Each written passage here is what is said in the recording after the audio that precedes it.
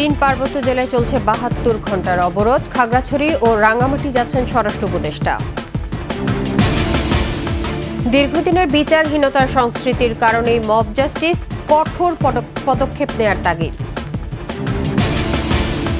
এবং ১৫ বছরের সংখ্যালঘুদের উপর হামলার বিচার হয়নি বললেন তারেক রহমান, তদন্ত কমিশন গঠনের আহ্বান।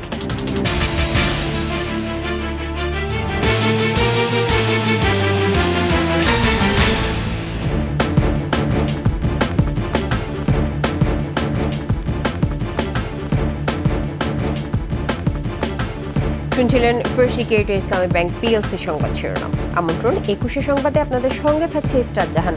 দর্শক, ২১ টেলিভিশনের সংবাদ একই সাথে সরাসরি দেখতে পাবেন আমাদের ফেসবুক পেজ www.facebook.com/21 অনলাইনে। এছাড়াও সাবস্ক্রাইব করতে পারেন www.youtube.com/21 চ্যানেলে। খাগড়াছড়ির দীঘিনালায় গোলাগুলিতে ৩ জন নিহতের ঘটনার প্রতিবাদে যুগ্ম ছাত্র জনতার ডাকা ৩ পার্বত্য জেলায় ৭২ ঘণ্টার সড়ক ও নৌপথ অবরোধ চলছে। অবরোধের কারণে সকাল থেকে দূরপাল্লার কোনো যানবাহন ছেড়ে যায়নি। ১৮ সেপ্টেম্বর এক নিহতের ঘটনাকে কেন্দ্র করে পাহাড়িদের ব্যবসা প্রতিষ্ঠানে হামলা করে প্রায় অর্ধশতাধিক দোকানপাট ও বাড়িঘর অগ্নিসংযোগ সহ হামলা করা হয়। ১৯ সেপ্টেম্বর দীঘিনালায় বিক্ষোভ করে। এ নিয়ে সেখানে রাতভর গোলাগুলিতে ৩ জন নিহত হয়। খাগড়াছড়ি ও রাঙ্গামাটির পরিস্থিতি এখনও থমথমে।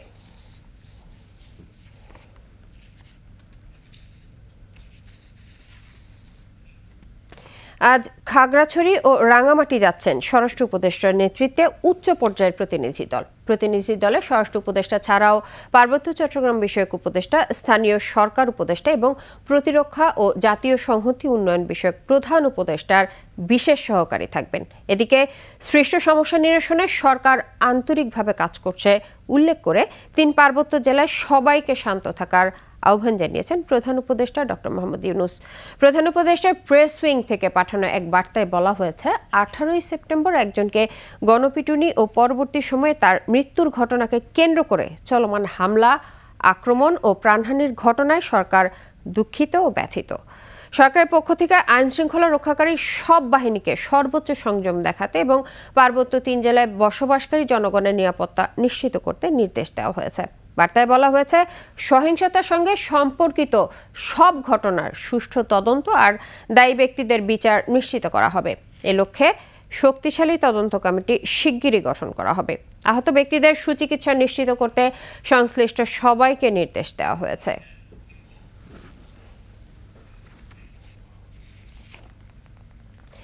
দেশে মব জাস্টিসের নামে হামলা ও গণপিটুনিতে হত্যার ঘটনায় উদ্বেগ জানিয়েছেন আইনজীবী ও মানবাধিকার কর্মীরা। দীর্ঘদিনের বিচারহীনতার সংস্কৃতি ও আইনের শাসনে আস্থা না থাকায় এসব ঘটনা ঘটছে বলে মনে করছেন তারা। আইনশৃঙ্খলা পরিস্থিতি নিয়ন্ত্রণ করে সুশাসন ফিরিয়ে না আনলে রাষ্ট্র বিপর্যয়ের মুখে পড়ার আশঙ্কাও করছেন তারা। শিউলি শবনমের প্রতিবেদন। ১৮ সেপ্টেম্বর ঢাকা বিশ্ববিদ্যালয়ে তোফাজ্জল হোসেন নামে এক যুবককে চোর সন্দেহে পিটিয়ে হত্যা করে শিক্ষার্থীরা। একই দিন গণপিটুনিতে নিহত হন জাহাঙ্গীরনগর বিশ্ববিদ্যালয় শাখা ছাত্রলীগের সাবেক সাংগঠনিক সম্পাদক শামীম মোল্লা। শেখ হাসিনা সরকারের পতনের পর পুলিশি নিষ্ক্রিয়তার সুযোগে দেশে এ পর্যন্ত অন্তত ৩০টি মব জাস্টিসের ঘটনা ঘটেছে, যেখানে কাউকে গণপিটুনি, কাউকে কান ধরানো কিংবা জুতার মালা পরাতে দেখা গেছে। তবে সংশ্লিষ্টরা বলছেন, মব জাস্টিস দেশের পুরনো সংস্কৃতি। মব জাস্টিস নিয়ে বিগত সরকারের নমনীয় আচরণ এবং বিচারহীনতার সংস্কৃতি এমন নৈরাজ্যকে উস্কে দিয়েছে। তো ১৬ বছরে আমরা যে বিশ্ববিদ্যালয়গুলোতে গণরুম কালচার দেখেছি, আবরার ফাহাদের হত্যা দেখলাম, তো পুরো রাষ্ট্র কিন্তু আপনার মব জাস্টিসের দিকে চলে গেছে। এখানে বিচার বিভাগ ন্যায্যতার ভিত্তিতে কাউকে সাজা দেয় না। এখানে সরকার সিদ্ধান্ত করে কার জামিন হবে, কার জামিন হবে না। আমরা দেখেছি যে মেয়েদেরকে কুপিয়ে হত্যা করা হয়েছে। আমরা দেখি বদরুলকে সিলেটের, আমরা দেখেছি অনেক বড় বড় ঘটনা, মানুষকে নাড়ামাতা করে দেওয়া হয়েছে, গণপিটুনি দেওয়া হয়েছে, সেগুলো কিন্তু মামলার কোনো সুরা হয়নি। মব জাস্টিসের বিরুদ্ধে সরকারকে কঠোর পদক্ষেপ নেওয়ার তাগিদ দিচ্ছেন মানবাধিকার কর্মীরা। যে ইউনিভার্সিটিতে কিন্তু প্রভোস্ট, প্রক্টর, তারপরে ওখানে হাউস টিউটর থাকে এবং ভিসি আছে। এতগুলো জিনিস ব্যক্তি যারা আছে তারা থাকতে এই ধরনের নির্মম একটা বর্বর ঘটনা ঘটেছে, এটা কিন্তু তারাও কিন্তু দোষী এবং তার দায়ভার গ্রহণ করবে। হয় আমাকে এখান থেকে সরে যেতে হবে, অন্য কোনো মানুষকে দিতে হবে, অথবা আমাদেরকে কঠোরভাবে সেই ব্যবস্থা গ্রহণ করতে হবে। মব জাস্টিস শব্দটাকে মধ্যযুগীয় এবং ঘৃণিত উল্লেখ করে ছাত্রদের রাজপথ থেকে পড়ার টেবিলে ফেরাতে উদ্যোগ নেওয়ারও আহ্বান মানবাধিকার কর্মীদের।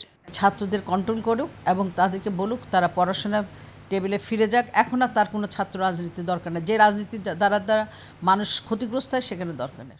শিউলি শবনম, একুশে টেলিভিশন, ঢাকা। বিশ্ববিদ্যালয়ে ছাত্র রাজনীতি বন্ধের পক্ষে অধিকাংশ শিক্ষক শিক্ষার্থীরা। তারা বলছেন, চলমান ধারার রাজনীতি শিক্ষার্থীদের জন্য কল্যাণ বয়ে আনছে না।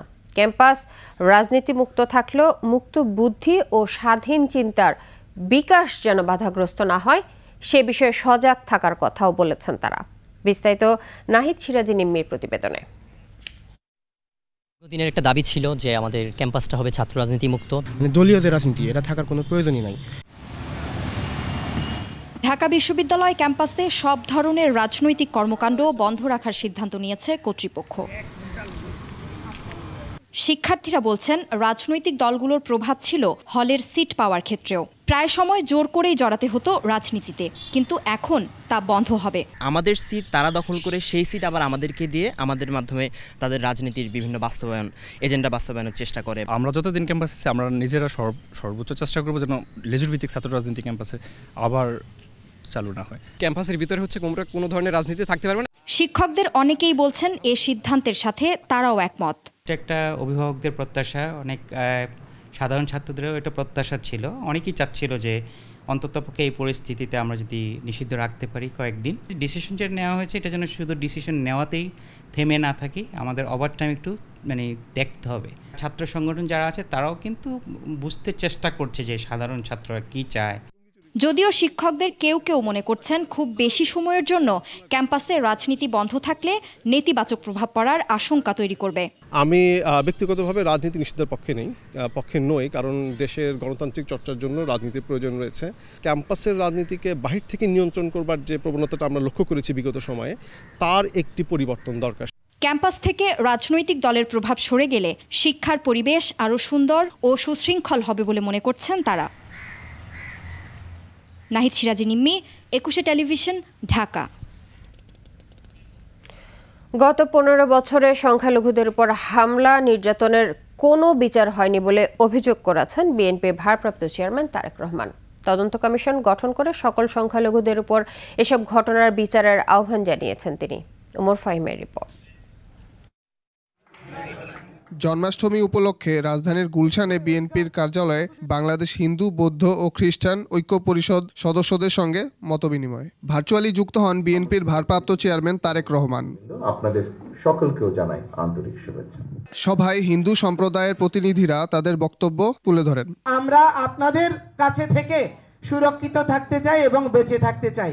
এ সময় সংখ্যালঘুদের ওপর হামলা নির্যাতনের নিন্দা জানিয়ে অসাম্প্রদায়িক বাংলাদেশ গড়ার প্রতি জোর দেন তারেক রহমান। 2012 সালে রামু বৌদ্ধ মন্দিরের হামলা বলি আমরা যদি, অথবা 2016 সালে ব্রাহ্মণবাড়িয়ার নাসিরনগরের হামলা সহ দেশের কোথাও কোনো একটা হামলারও কিন্তু বিচার হলো না।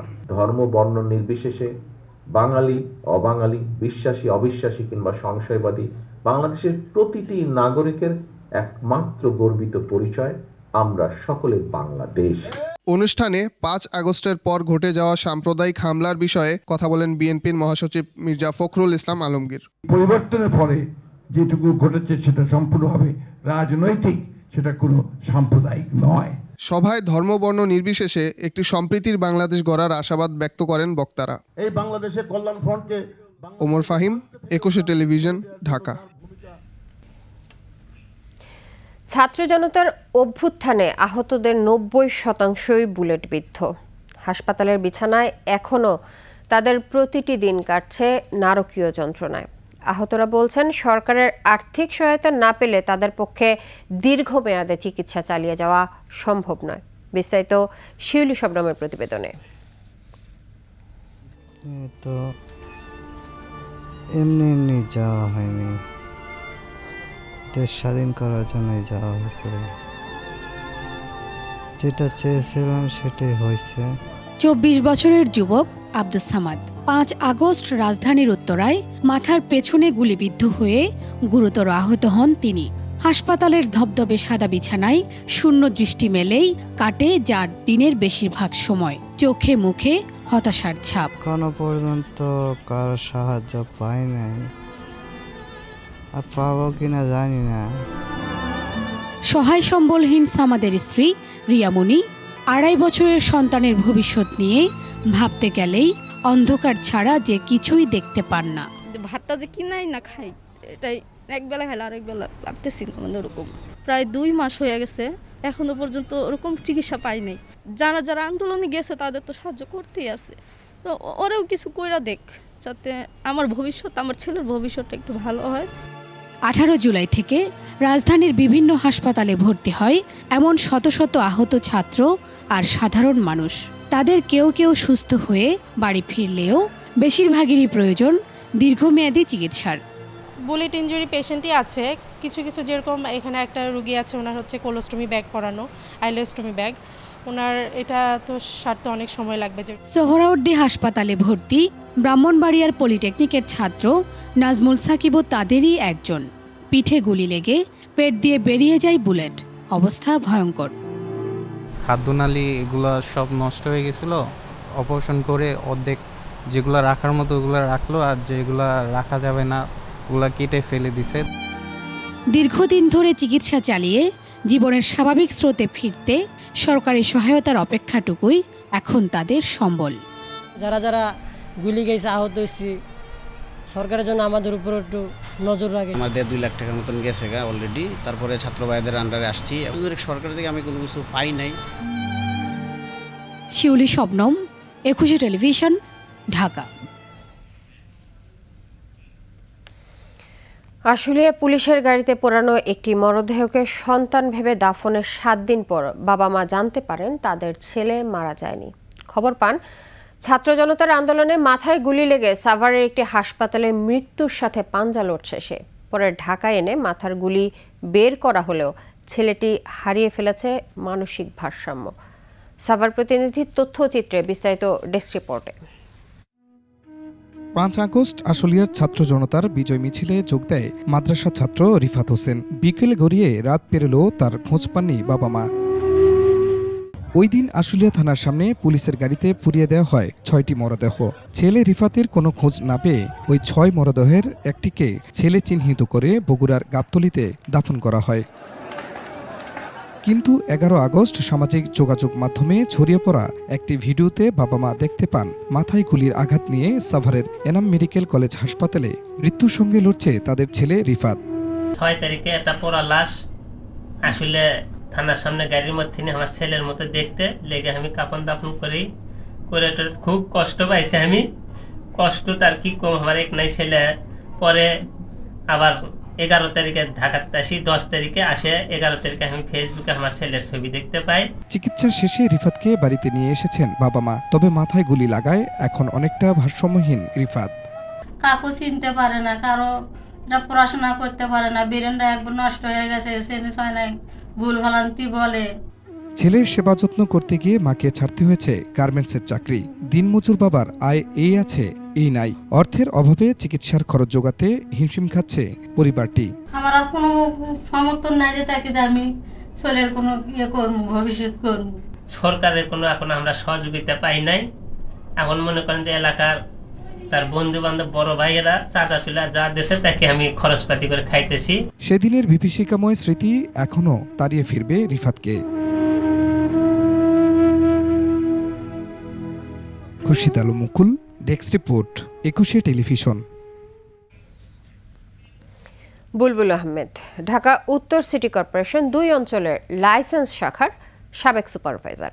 টানা ঘুষ আর অনিয়মের মাধ্যমে কোটি কোটি টাকার মালিক হয়েছেন তিনি। রাজধানীর টোলারবাগেই গড়েছেন অট্টালিকা। সন্ধান মিলেছে একাধিক ফ্ল্যাটের, এমনকি হুন্ডি ব্যবসারও অভিযোগ আছে বুলবুলের বিরুদ্ধে। সরেজমিন প্রতিবেদন তুলে ধরছেন দীপু শিকদার, ক্যামেরায় ছিলেন এরশাদ আলী।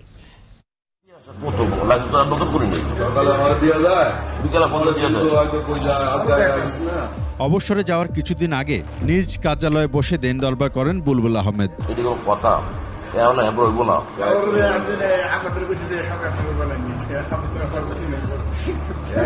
তবে এখনো তার হয়ে এসব দেখভাল করেন তারই সহযোগী গোরখোদক জসিম হাওলাদার।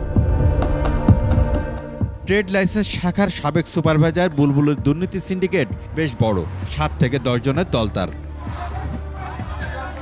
ঘুষ দুর্নীতির টাকায় বুলবুল ঢাকা ও ঢাকার বাইরে গড়ে তুলেছেন বিপুল সম্পদ। সত্যতা জানতে 21-এর টিম যায় মিরপুরের টোলারবাগে, সত্যতাও মেলে সেখানে। 2 ইউনিটের 6 তলা এই আবাসিক ভবনের মালিক বুলবুল। ভবনের ভেতরে বাইরে আছে ক্লোজ সার্কিট ক্যামেরা। মালিকের কাজ করে তো মালিক সাহেব এখন নাই, মালিক সাহেব তো ড্যামরা গেছে।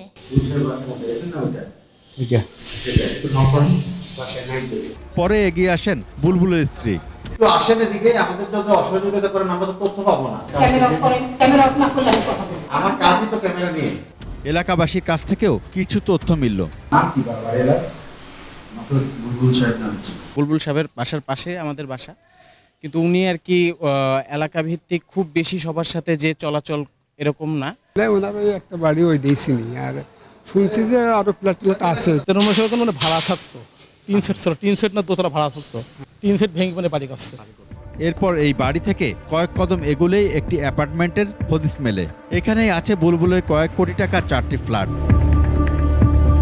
বুলবুল সাহেবের ফ্ল্যাট আছে এখানে কোনো? উনি তো থাকতো আগে এখানে। কয়টা লাগা জানেন কি এটা?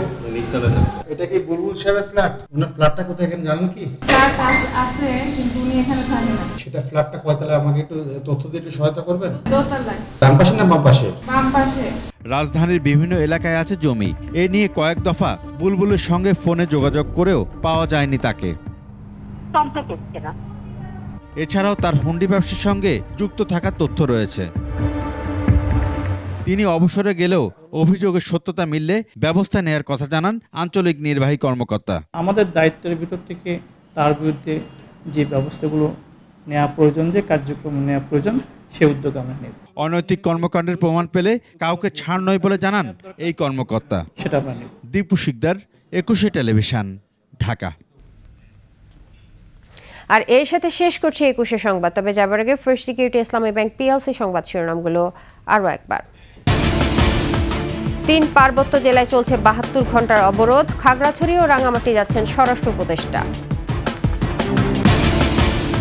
দীর্ঘদিনের বিচারহীনতার সংস্কৃতির কারণে মব জাস্টিস, কঠোর পদক্ষেপ নেয়ার তাগিদ। এবং 15 বছরের সংখ্যালঘুদের উপর হামলার বিচার হয়নি বললেন তারেক রহমান। তদন্ত কমিশন গঠনের আহ্বান।